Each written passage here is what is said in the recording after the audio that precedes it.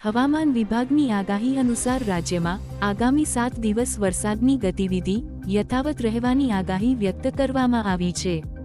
રાજ્યમાં આગામી 7 દિવસ સામાન્ય વરસાદની આગાહી કરવામાં આવી છે। રાજ્ય પર 4 સિસ્ટમ સક્રિય થશે, જેમાં shear zone, western disturbance, monsoon trough અને સાયક્લોનિક સર્ક્યુલેશન સક્રિય થશે। સૌરાષ્ટ્ર સહિત અમુક જિલ્લામાં સામાન્ય વરસાદની આગાહી વ્યક્ત કરવામાં આવી છે। 14-19 ઓગસ્ટ સુધી હળવાથી મધ્યમ વરસાદની સંભાવના રહેશે, જો કે વરસાદની તીવ્રતા થોડી ઓછી થવાનું અનુમાન છે।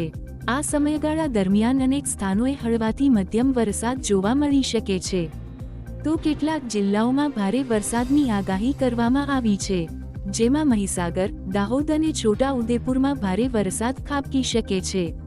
આ ઉપરાંત નર્મદા, તાપી, ડાંગ અને નવસારીમાં પણ ભારે વરસાદની શક્યતા વ્યક્ત કરાઈ છે। રાજ્યના અન્ય વિસ્તારોમાં સામાન્યથી મધ્યમ વરસાદની આગાહી કરવામાં આવી છે। આગામી 7 દિવસ માટે 4 વરસાદી સિસ્ટમ સક્રિય થતાં ગુજરાતમાં વરસાદી માહોલ જળવાઈ રહેશે। હવામાન વિભાગે ઉત્તર ગુજરાત માટે આગામી 3 કલાક દરમિયાન અતિભારે વરસાદનું રેડ એલર્ટ જાહેર કર્યું છે। હવામાન વિભાગ દ્વારા જાહેર કરાયેલા નાવકાસ્ટ મુજબ બનાસકાંઠા, સાબરકાંઠા, મહેસાણા અને અરવલ્લી જિલ્લામાં મેઘરાજા ધબધબાટી બોલાવી શકે છે। આ વિસ્તારોમાં ભારે પવન અને ગાજવીજ સાથે અતિભારે વરસાદ પડવાની શક્યતા વ્યક્ત કરવામાં આવી છે। વરસાદની આ સ્થિતિને જોતા સ્થાનિક તંત્રને પણ સતર્ક રહેવા સૂચના આપવામાં આવી છે।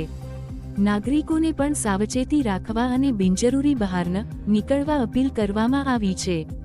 ઉત્તર ગુજરાત ઉપરાંત રાજ્યના અન્ય ભાગો માટે પણ હવામાન વિભાગે આગાહી કરી છે। મધ્ય ગુજરાત અને દક્ષિણ ગુજરાત માટે ઓરેન્જ એલર્ટ જાહેર કરવામાં આવ્યું છે, જે દર્શાવે છે કે આ વિસ્તારોમાં પણ ભારે વરસાદ પડી શકે છે। ચોમાસાની આ સિઝનમાં રાજ્યના વિવિધ ભાગોમાં સારો વરસાદ નોંધાયો છે, ત્યારે આગામી કલાકોમાં ઉત્તર ગુજરાતમાં અતિભારે વરસાદની સંભાવનાને કારણે લોકો અને તંત્ર બંને સતર્ક બન્યા છે।